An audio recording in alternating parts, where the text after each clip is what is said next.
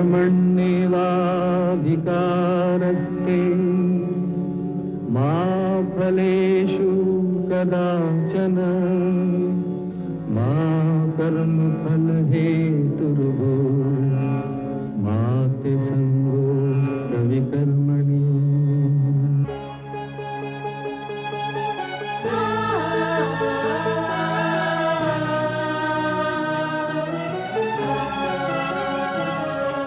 ये औरत है कुदरत का अनमोल तोहफा, ये ममता का सागर मोहब्बत का दरिया है, हर नस्ल हर देश पर कर्ज इसका बनाया गया, त्याग को फर्ज इसका। मगर इसकी दुनिया ने कीमत न जानी, मगर इसकी दुनिया ने कीमत न जानी। अजब दास्तां है, अजब है कहानी।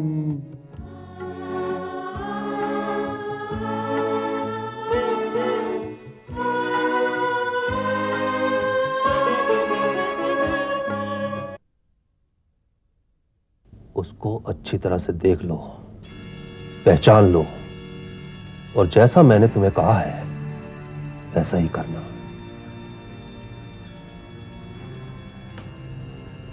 अब मैं चलता हूं। और हाँ, अपना पसीना पोंछ लो डॉक्टर। हाँ।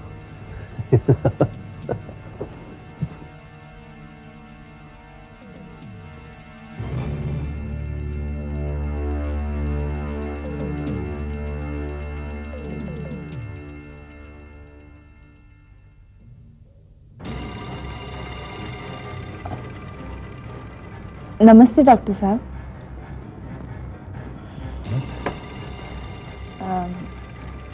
डॉक्टर साहब, मुझे आपकी मिसेस डॉक्टर शकुंतला ने आपके पास भेजा है। हाँ बैठिए। Thank you.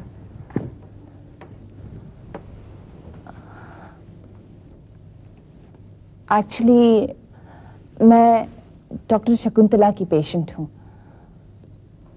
और उनके ख्याल से मेरी डिलीवरी नॉर्मल नहीं है, सिजेरियन हो सकता है। डॉक्टर? हाँ? क्या बात है?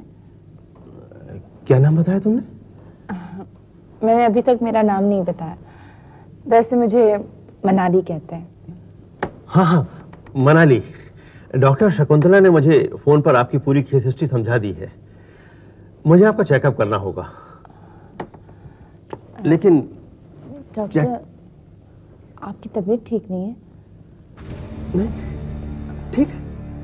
नहीं, आपको इतना पसीना जो आया है। हाँ, वो क्या है कि बहुत गर्मी है ना, उसकी वजह से पसीना आ रहा है। मुझे आपका चेकअप करना होगा, लेकिन चेकअप से पहले कुछ फॉर्मेलिटीज हैं। आप ये फॉर्म भर दीजिए।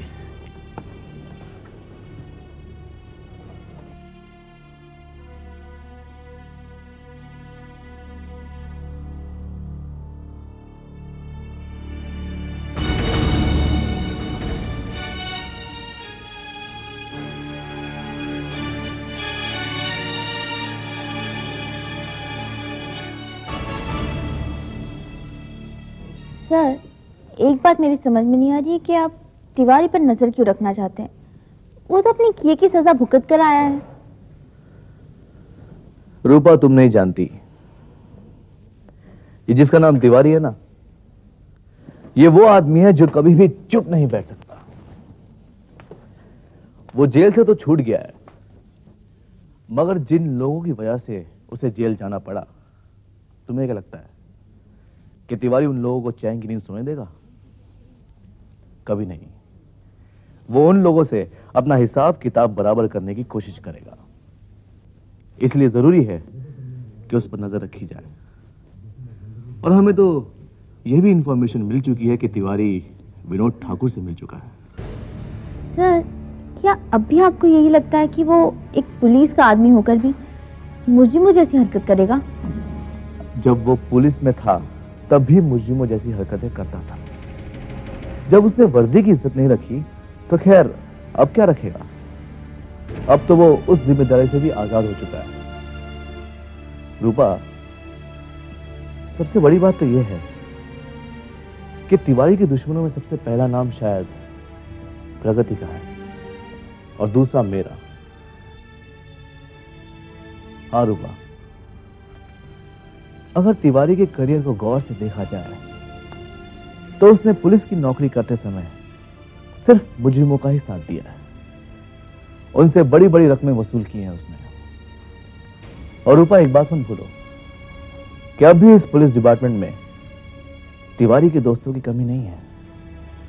और एक बात तो मैं उसके बारे में लिख कर दे सकता हूं कि वो इतना बड़ा क्रिमिनल माइंडेड है कि कोई भी बड़े से बड़ा जुर्म करने से पहले वो इतना सा भी नहीं हिचकिचाएगा।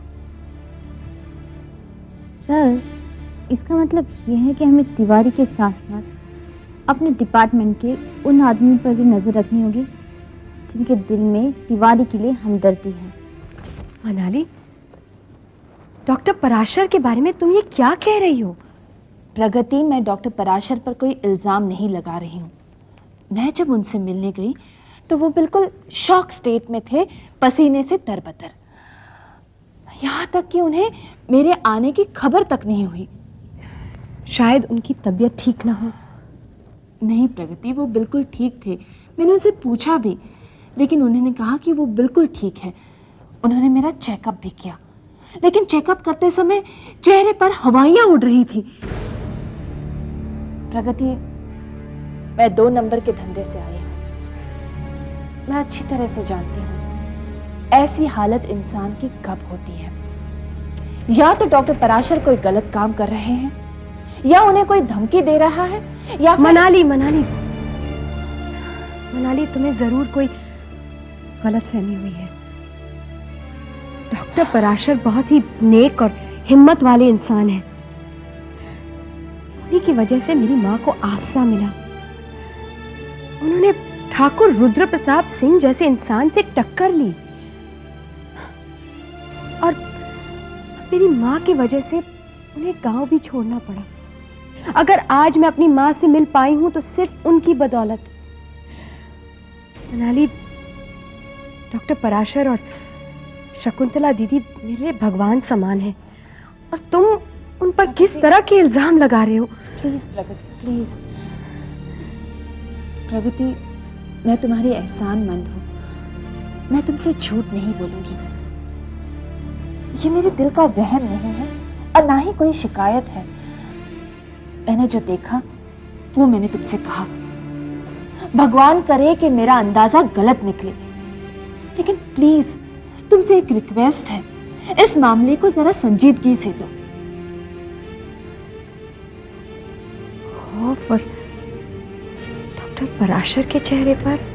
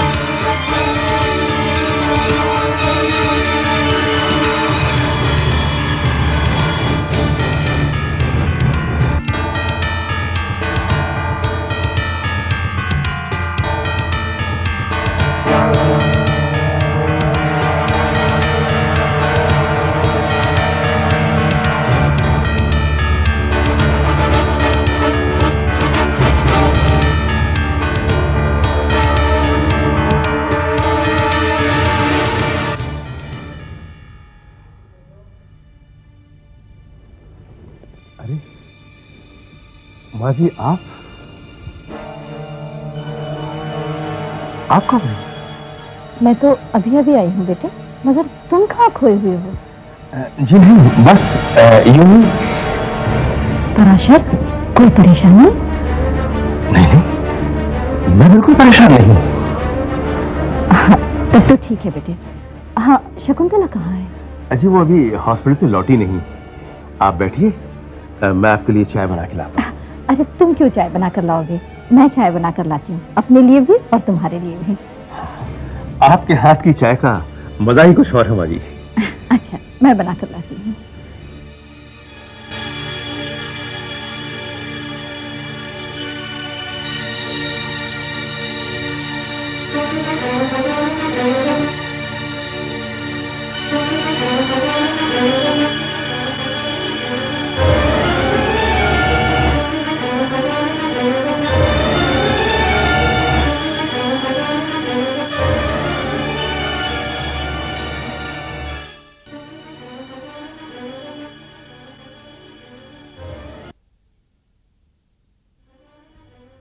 दूध पी लो। नहीं आंटी, मुझे दूध नहीं पीना है। तुझे दूध तो पीना ही पड़ेगा। आंटी पी ले चल। ठीक है, लेकिन मैं अभी नहीं पीऊंगी, बाद में पीऊंगी। आप भी तो इसे कुछ समझाइए ना। क्या समझाऊं मैं इसे?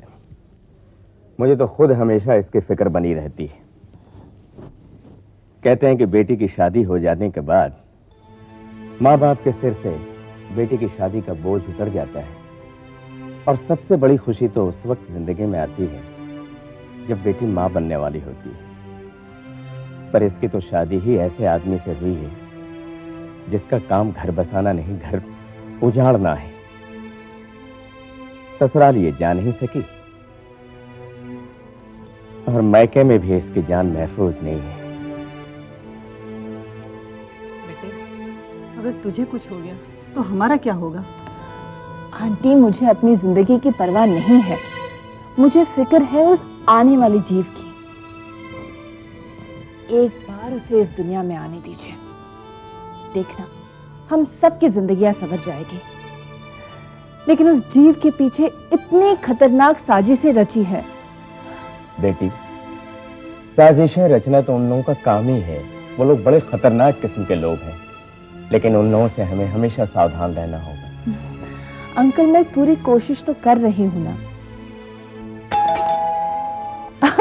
अरे अरे, आप तो ऐसे डर गए जैसे कोई मुझे मारने आ गया है। अरे भाई, पुलिस ने हमें बॉडीगार्ड दिया है और उसके होते हुए यहाँ तक कोई आने का डेयरिंग नहीं कर सकता। तुम ठीक कहते हो बेटा, वो बॉडीगार्ड ही होगा। तुम दरवाजा, मैं जरा तब तक फ्रेश हो लेता हूँ।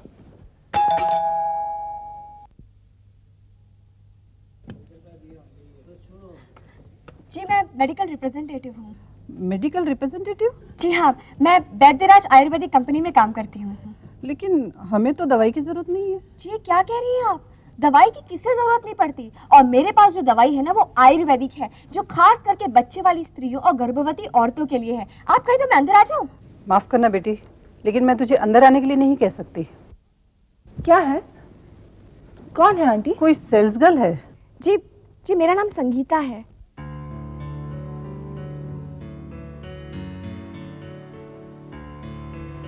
लेकिन तुमको कैसे पता चला यहाँ कोई प्रेग्नेंट औरत है? जी, मुझे तो पता नहीं, मैं तो घर घर घुमा करती हूँ, और लकीली आप प्रेग्नेंट निकली। बहन, आप आयुर्वेद में विश्वास रखती है या नहीं ये तो मुझे पता नहीं, लेकिन हमारी इस औषधि ने दुनिया भर में मान्यता प्राप्त की है, और ये औषधि खास करके गर्भवती स्त्रियों के लिए बनाई गई है। अगर आप इसका सेवन करें तो बच्चे निरोगी पैदा होते हैं। बहन जी, मैं भी औरत हूँ, और मैंने भी बच्चों की पैदाइश से पहले इसका सेवन किया है, और जानते हैं मेरा बच्चा तंदुरुस्त पैदा हुआ है, और आज वो 2 साल का हो चुका है, और उसे किसी बीमारी ने छुआ तक नहीं। बहन, मैं ये काम बिजनेस समझकर नहीं, धर्म समझ के कर रही हूँ। यहाँ जो भी कोई बेचने आता है ऐसी ही बातें करता है। मगर मैंने आपसे कहा ना कि मैं वैसी नहीं हूँ। देखिए बहन जी, आप एक बार इसका सेवन करके तो देखिए। अगर आपको ये 24 घंटे के अंदर असर ना दे तो बेशक आप इसे वापस मुझे दे दीजिए, पैसे भी मत दीजिए। और अगर आपको ये अच्छी लगी ना तो आप इसे रख लीजिए, मैं कल पैसे ले लूंगी आपसे। आपकी मर्जी, आप पैसा देना चाहती है तो दे दीजिए, वरना इसे एक बहन का तोहफा समझ के तो ले लीजिए। लीजिए। अरे बेटी, अब तो तुम्हारी बातों पे विश्वास करना ही पड़ेगा। बहन जी, आपका नाम क्या है? मेरा नाम मनाली है। मनाली बहन, मेरी तरफ से आपके आने वाले बच्चों को बहुत बहुत शुभकामनाएं। ये निरोगी मुरब्बा आप जरूर खाइए। आज से इसका सेवन शुरू कीजिए, मैं कल आ जाऊंगी। लेकिन इसके पैसे कितने हुए? अरे नहीं, मैं आज आपसे पैसे नहीं लूंगी। मैं तो उस वक्त आपसे पैसे लूंगी जिस वक्त इस औषधि का परिणाम मैं अपनी आंखों से देख लूं। अच्छा तो मैं चलूं, कल फिर मैं आऊंगी। ठीक है।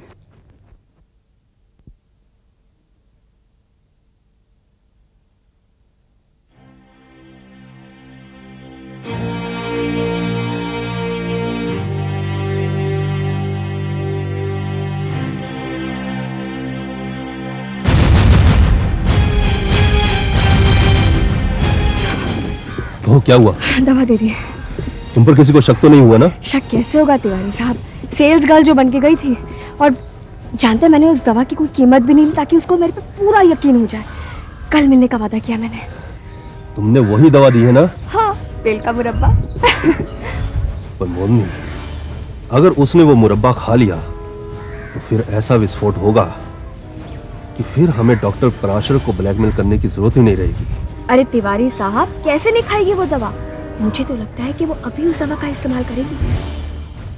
मोरनी, अगर वाकई उसने वो दवा खा ली तो फिर थोड़ी ही देर बाद उस घर से रोने और चीखने की आवाजें आएंगी, और फिर दुनिया का कोई भी डॉक्टर उसे और उसके होने वाले बच्चे को मरने से नहीं बचा पाएगा। अब चलो, यहाँ ज्यादा देर रुकना ठीक नहीं।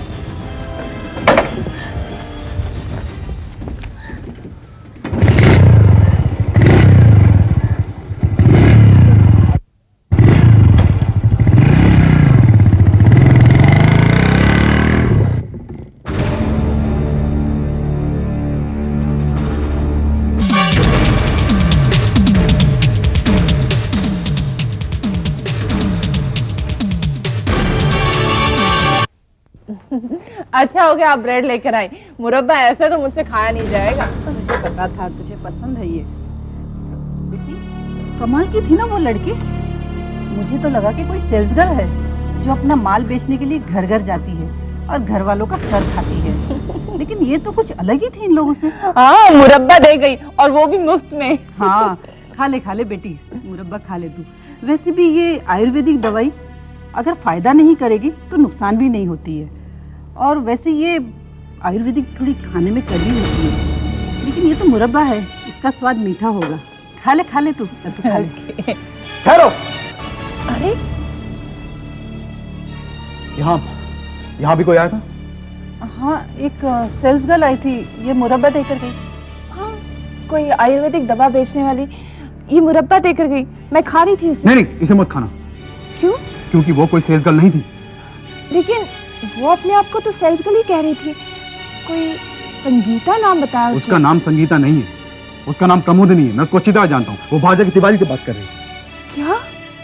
हाँ मनाली, देखो ये तिवारी और प्रमोदिनी दोनों ठाकुर रुद्र प्रताप के लोग हैं। जब मैंने उन लोगों को तुम्हारे घर के आगे देखा तो मुझे शक हुआ, इसीलिए मैं अंदर आया। तुम इसे मत खाओ, शायद इसमें जहर है। ये क्या कह रहे हो तुम संजय? हाँ, इसे मैं अपने साथ ले जाता हूँ। मैं लेबोरेटरी में जाकर इसकी जांच कराऊंगा। और देखो मनाली, तुम्हारे दुश्मन तुम्हें मारना चाहते हैं, तुम्हें हमेशा अलर्ट रहना चाहिए। विनोद ठाकुर ये नहीं चाहता कि तुम्हारा बच्चा इस दुनिया में आए, वो ये चाहता कि तुम्हारा अबॉर्शन हो जाए।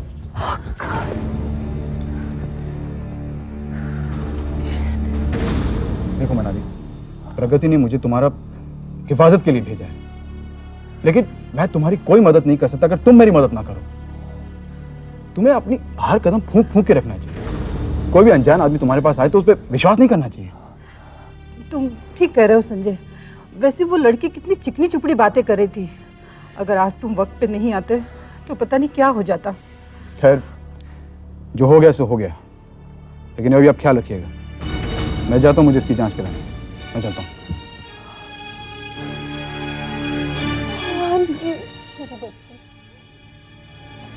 संजय, क्या कह रहे हो तुम? प्रगति जी, मैं मनाली का साई की तरह पीछा करता हूँ जब भी वो बाहर जाती है, इसलिए जब भी वो घर पे होती है तो मैं थोड़ा रिलैक्स हो जाता हूँ। इसलिए ये समझ लीजिए कि ऐन मौके पर मैं वहां पहुंच गया, इसलिए वो बच गई। प्रमोदिनी और तिवारी को जब मैंने मनाली के घर के सामने देखा तो मेरा माथा ठनका। मैं उसी वक्त अंदर जाके मनाली को रोक दिया, वरना वो जहर खा लेती। क्या जहर? हाँ प्रगति, मैं भी सीधा लेबोरेटरी से आ रहा हूँ उस मुरब्बे की रिपोर्ट लेकर। That was poison.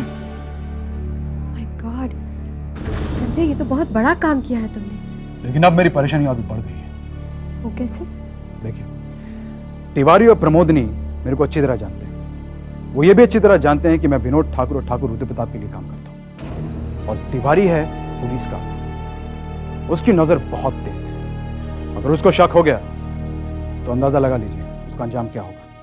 इसलिए मुझे अपने आप को तिवारी की नजरों से बचा के रखना होगा। हाँ, ये तो बहुत जरूरी है। प्रगति, ये लोग बड़े लोग हैं, अपना पाप छुपाने के लिए कुछ भी कर सकते हैं। और कर क्या सकते हैं, कर रहे हैं। देखो संजय, तुम्हें मेरे लिए एक और काम करना होगा। तुम्हें 2 भरोसे के आदमियों को मनाली के घर के बाहर रखना होगा ताकि वो मनाली की निगरानी करते रहेंगे। ये तो बहुत जरूरी है। और अगर किसी भी चीज़ की ज़रूरत है तो प्लीज़ मुझे कह देना। जरूर, मैं चलता हूँ।